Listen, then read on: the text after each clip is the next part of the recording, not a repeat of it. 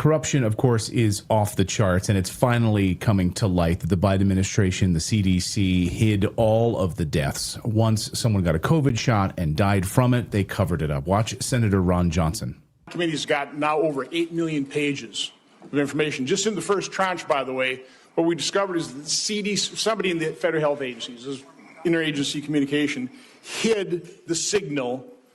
They admitted there was a signal on myocarditis, and they hid it. Here's data, and I'd like to enter this sheet into the record. I've been publishing this chart for, since really early 2021. When I'm on, for example, talk radio shows and they talk about this, they get deplatformed, or they were, because of all the censorship in the Biden administration. Here's the facts. The VAERS system that was touted in October, this great safety surveillance system on COVID, few months later, when they didn't like the results, they started denigrating their own system. But VAERS shows that there have been 38,742 deaths reported on VAERS worldwide associated with the COVID vaccine. 38,742. 9,252 of those deaths occurred on the day of vaccination or within 1 or 2 days. That's just the tip of the iceberg. And now more and more embalmers are coming forward to say what we've been covering here on the show for years, that they've seen these white fibrous clots in these cadavers in a way that they've never seen them before. A lot of new information coming to light. Will anyone be prosecuted? I mean, that's the big question at the end of the day. Thomas Havlin, retired Air Force, has really devoted his life in many ways now to getting the message out about these white fibrous clots and these embalmers. He's been doing incredible work around the world to bring this to light. And Thomas is back on the show with us today. Welcome back, Thomas. Great to see you. Thanks, Clayton, for having me back. And we're talking again about these nasty white fibrous clots that embalmers all over the world have been seeing in their corpses for the last 4 or 5 years, ever since the COVID vaccines came out. And you're right, we had a couple of embalmers just come forward about 5 months ago and talk about it, and we'll be showing a video clip of that in just a minute. Before we go there, though, I'm encouraged that we're starting to slowly see the scientific community talk about problems with the COVID vaccines. A couple of weeks ago during Thanksgiving, that weekend, Dr. Vinay Prasad came out with an internal memo from the FDA saying that indeed the COVID shots have killed at least 10 healthy children. So they admitted that, the FDA did. And recently, there was a couple of papers that came out in October that were kind of interesting, Clayton, and they're showing that people are coming forward, but there's still some cover-up going on. There was a paper done in October, peer-reviewed, came out of South Africa, lead author Dr. Risa Pretorius, and the title of the paper is Circulating Microclots Are Structurally Associated with Neutrophil Extracellular Traps, and their amounts are elevated in long COVID patients. I know that's a mouthful, but what it was a study, and they took a look at 88 patients. They had 38 people that they considered healthy individuals, and then they had 50 people that they said had long COVID. And they took a look at their microclotting levels. And I've been tracking the microclotting along with these white fibrous clots. The first stage before you get the white fibrous clots is microclotting. So in this particular study out of South Africa, the 38 healthy individuals had an average number of microclots in their blood of 3,600 microclots per 1 milliliter of blood. Jeez. What was interesting is the long COVID patients, people that were suffering from shortness of breath, tightness in their chest, unusual fatigue, brain fog, poor vision problems, all these long COVID effects, those and some more serious, they had an average, Clayton, of 71,000 microclots per milliliter of blood. So about 20 times that of the people that were not suffering from long COVID symptoms. However, what the paper failed to state, and what was found by epidemiologist Nicholas Holscher, who works with Peter McCullough, was in the back of that paper, there was a table S2, and it said that 83 of the 88 patients in that study were COVID vaccinated. So that was not identified in the front of the paper. So if people read the paper, didn't know that most of those people were vaccinated, they would have incorrectly assumed that all those 50 long COVID patients were suffering exclusively from the COVID virus, not from the COVID vaccine or some combination of. Well, it's misleading, right? Right, misleading, cover up, hiding this information. I mean, you heard Senator Ron Johnson there saying they hid this information. We had the signals. We knew that this was happening. We knew that these things were happening with these shots, and the FDA hid it. The CDC hid it. They hid these signals, whether it was myocarditis or otherwise. And what was your response to seeing like this hearing, and specifically talking about like the young children being affected by this? I mean, because to my mind, if you had even one of these deaths, this thing would have been stopped immediately. But the fact that you had so many and it was hidden, it was all intentional. It was. In fact, I was at the hearing with Dr. Pierre McCullough, Dr. Jordan Vaughn at that May 25 hearing in front of Senator Ron Johnson. I actually brought the clots with me and showed them to the audience as they were talking about that particular side effect of the white fibrous clots. So it was terrible. But in that same paper that out of South Africa, I actually discovered another flaw that they did. There were 4 people in that study who were unvaccinated, who were in the long COVID table, who were suffering from long COVID symptoms, which is kind of interesting in and of itself, right? Right. But the paper failed to identify which 4 people those were. They could have put an asterisk next to those people in the table and showed you what their microclotting levels were. I believe the authors left that out intentionally on purpose, Clayton, because my guess is that those 4 people in that table probably had the lowest microclotting levels, the unvaccinated 4. And that would show us a couple of things, right? It would show us that it's actually the COVID vaccines that are the main driver of these large number of microclots, and also that the table is probably incorrectly labeled, right? These long COVID patients are actually long vax patients. They've been injured by the vaccine, right? There was also another paper that came out in October, was interesting as well. This one was out of Israel, and they looked at 22 pregnant women. And of the 22, 16 had taken the COVID vaccines, a couple of jabs of Pfizer. And 11 of those 16, Clayton, had mRNA from the vaccine detected in both their blood and their placentas. Some with 25 days after they've taken their last shot, some 250 days after they've taken their last shot. So this is a clear case that now proves the CDC, FDA, Big Pharma was lying to us, right? They said that the shot would stay in your deltoid muscle in your upper arm. Well, now you know it goes everywhere. It goes to the family jewels, right? And we also know that they told us that shot, the mRNA, would dissipate in 2 days to a week and leave your body. Well, now they're finding it in these patients 250 days after their last injection. But what was really shocking in that paper that came out of Israel is there were 6 women, Clayton, who were unvaccinated, and they found trace amounts of the mRNA vaccine in 3 of them. How? Shedding.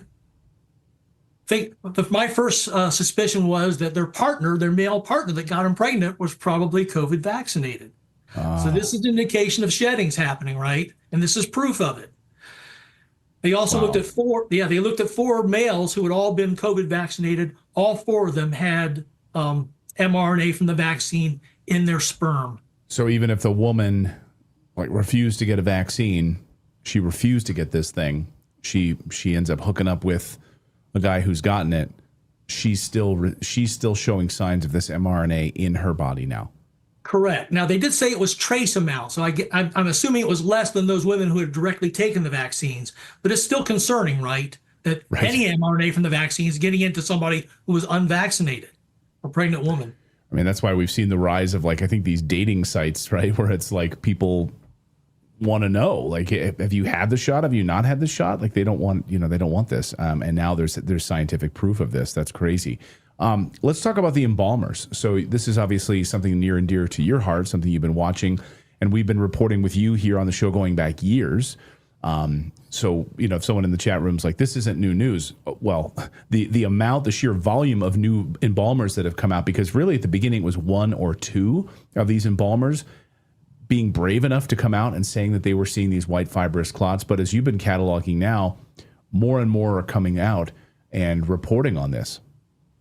Right. In fact, I got a lucky break about a week or so ago. I came across a YouTube video with 2 embalmers talking. They're both from Iowa, a Mr. Bob Sinnott and a Mr. Dana Goodell. And they do about a half-hour interview. And the last 10 minutes of that interview, they talk about their experience during COVID. And by the way, the name of the podcast is called Life, Death, and Everything in Between. So if people want to look for it on YouTube, they can find it.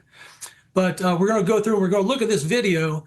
and then we can talk about Mr. Dana Goodell, by the way, is actually a board member of the Iowa Funeral Directors Association. So he's very well respected in the community. So let's watch this video and then we'll talk about it afterwards. As far as embalming, how do I nicely put this? There has been a large occurrence of interesting clotting factors that embalmers have noticed, including myself. Some of them, things I saw were completely never seen before. I've consulted with other embalmers throughout the country, and we all had the same reaction. I know during this time I called you because I had the same thing. White fibrous clots, which is not normal clotting of the blood. Elastic-like, discolored.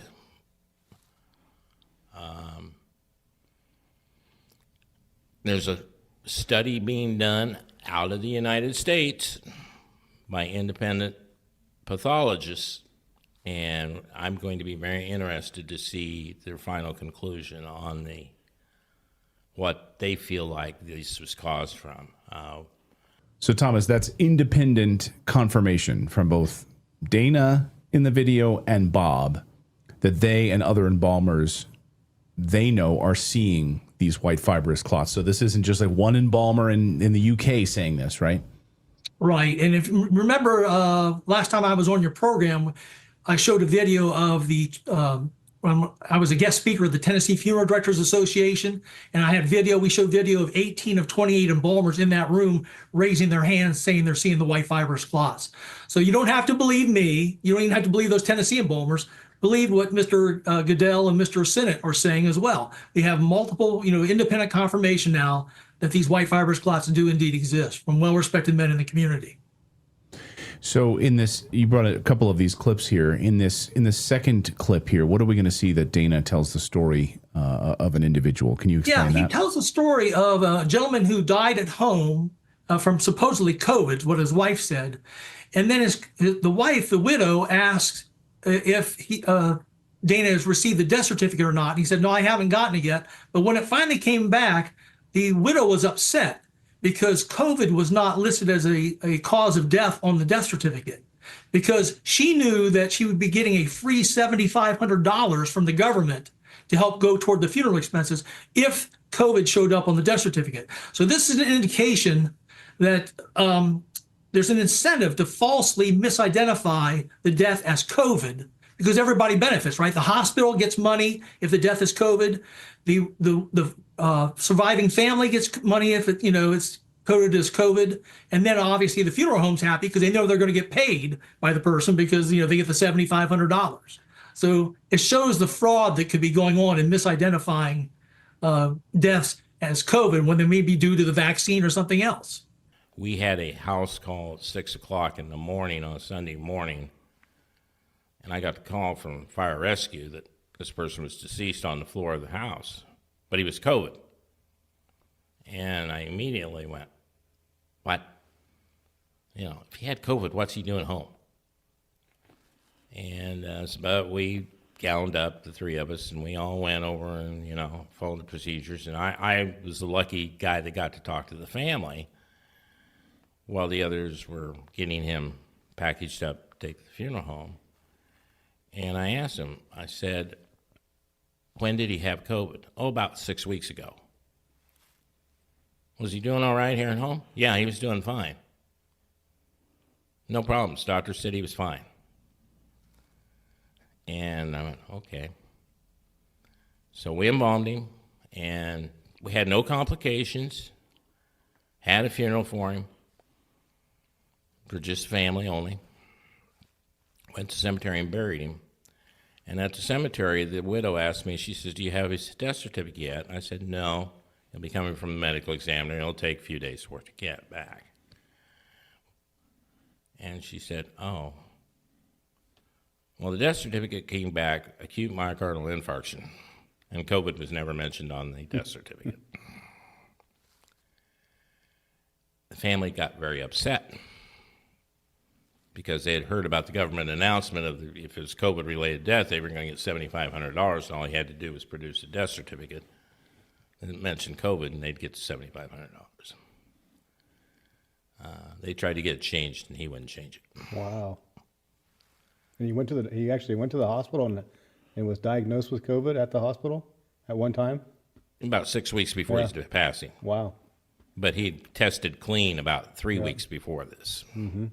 You know, and Thomas, my father passed away right during this time in 2021, and they wouldn't let us go in the hospital. The whole thing. He had a stroke, unrelated. I mean, maybe it was related to the.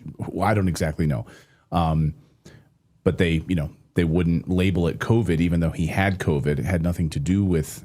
Anyway, it was a whole mess, and so I've seen this in these different hospitals and how they're classifying this, and it's an enormous amount of fraud that had been going on with these. Yeah, and actually overcounted, right, the number of COVID deaths, because a lot of deaths that were due to other things were actually assigned to COVID because, like I said, it made money for a lot of people. Right. Now, in this third section that we're going to take a look at, Bob and Dana, they confirmed that the white fibrous clots are, not just happening, but it's become a taboo subject. They can talk to individual other embalmers about the white fibrous clots and what they think it's caused by. But when they get in large groups like Facebook groups that they have, or when they get in their state funeral director associations and start talking about their annual conventions or in their quarterly newsletters, then it's become a taboo subject. And you'll hear Dana and Bob say sentences like, "Yeah, I just stay away from the fireworks," or this gets way too political. So it's an indication that this is a taboo subject, but that's a problem, right, Clayton? Because it means if they don't tell us what's happening, these white fibrous clots are happening, then we, the American public, don't know what's going on, right? Because they're the only ones that see what's going on inside people's veins and arteries. And so I'm just sitting back. I have some very good friends that are embalmers. One of them is going to be in the Iowa Convention next week, and I know it's going to be brought up. And I stay away from the fireworks.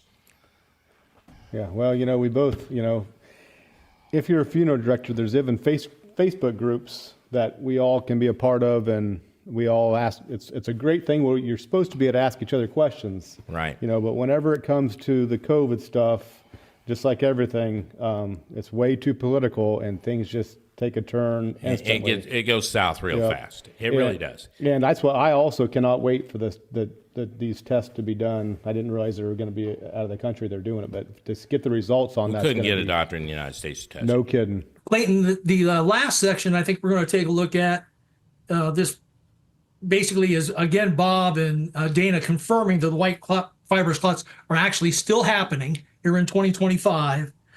And what's interesting is Dana, he's both an embalmer and a funeral director. So he has an opportunity to talk to the families of the deceased.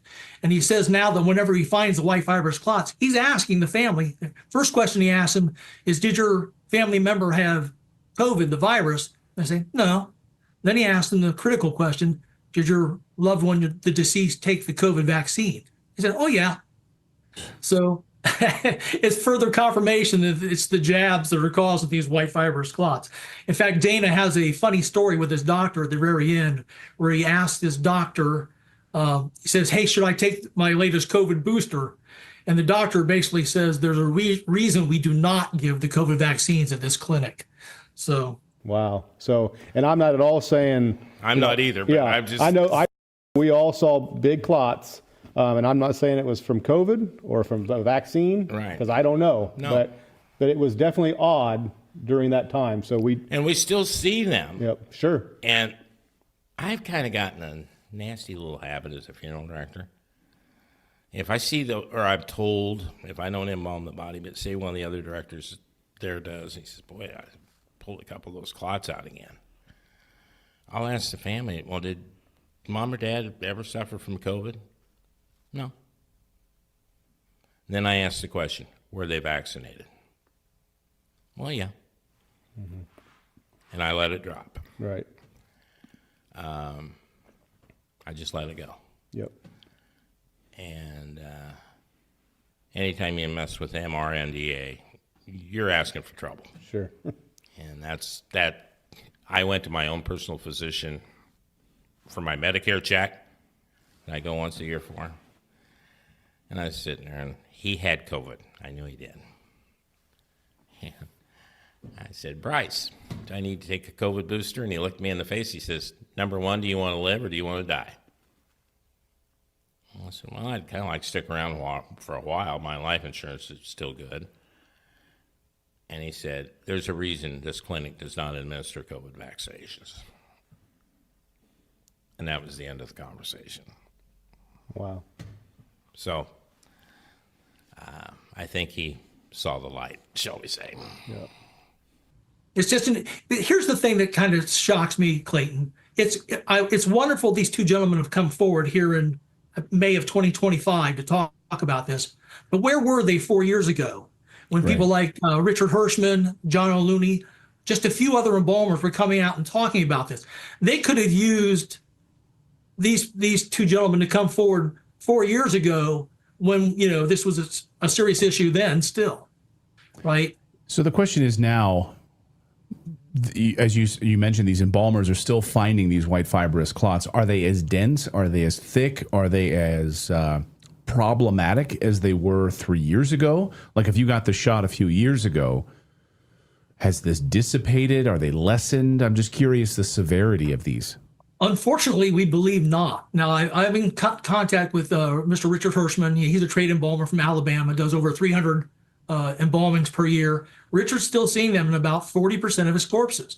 And that's shocking to me because I was hoping that, most people took their last jabs way back in 2021. So you might figure that the percentage of corpses with the clots might be going down now. But they seem to be steady. In my last worldwide survey at the end of 2024, we saw them in about 27% of corpses worldwide in the 301 embalmers that responded. I've been trying to run a 2025 survey right now, Clayton. And unfortunately, last year I had 301 responses. This year so far, with the survey out there for about a month already, I only have about 50 responses, Clayton. I think the embalmers are starting to believe now that, hey, I've talked about this enough. They may be a little ashamed that they didn't come forward 4 years ago when they should have. So now they don't want to talk about it. It's become the new normal. So this is what I'm worried about. I'm worried about if we just keep letting this go and go and go, it's going to become the new normal. So I'll get back to you, though, when I get the results of this latest survey. But I'm pretty sure by now that we're probably not going to get the number of responses we got in previous years. And finally, Thomas, I'll just, are we talking about the new COVID shots, like the ones that they're still pushing on television? You see them during NFL commercials with Travis Kelce telling everyone, John Legend, to go get your flu shot and your COVID shot. Like, are these as a result? Are these as a result of the newest round of shots, or it doesn't really matter? It doesn't matter if you got it now or a few years ago. It's all the same. I don't think it matters because they're still using the same what's called DSPC lipid nanoparticle delivery system, and the modified mRNA inside the lipid nanoparticle is still pretty much the same as it was when they first brought out the vaccines 4 years ago. They really haven't made too many changes to it. And as you know, we from previous programs I've been on, basically both the spike protein that's produced by the vaccine and that phospholipid nanoparticle that carries the mRNA to the cells from the vaccine are combining with our natural blood clotting protein fibrinogen to cause it to turn into these bizarre rubbery polymers, these white fibrous clots instead. And as we've had Dr. Peter McCullough on, who's talked about how to go through the spike protein detox process, we'll have a link to those interviews here in the show so people can check that out if they are curious, because I want to give people a solution. Like if they've taken this thing, they don't want to wind up on an embalmer's table. The best process about trying to get this removed from your body, right? You're right, Clayton. In fact, before these things form, they're microclots, like I said first, but before they aggregate into these large white fibrous clots. Now, there was a paper that came out very recently that said that they did an in vitro study, in a petri dish, and they were able, using nattokinase, the natural supplement, to dissolve 84% of the microclots in that petri dish. So that's very promising, right? Hopefully, we can do the same in humans. So that means people could take nattokinase before, when they have the microclots, before they become these white fibrous clots. Because once they get to this size, then they have to be physically removed by endovascular specialists in what's called a cath lab using flexible catheters. They have to be physically removed. But the trick is to stop them before they become these white fibrous clots by taking things like nattokinase to break down the microclots. All right. Thomas Havland, thank you for your incredible work on this, as always. And I think finally the dam is starting to break on this, I'm hoping. But of course, we still see television commercials pushing people to go out and get the COVID shots. And I mean, we've had Dr. Pierre Corey on the show who said these things need to be removed from the shelf immediately. They're that much of a danger. And you have these television commercials still telling people to go get it. It's criminal. I mean, to me, it's criminal at this point. It's been criminal the whole time. But now with so much information out there, how this is still allowed under the FDA is just mind-boggling to me. Thomas, great to have you on the show. Thank you so much for your tireless work on this. Thank you, Clayton. Appreciate it.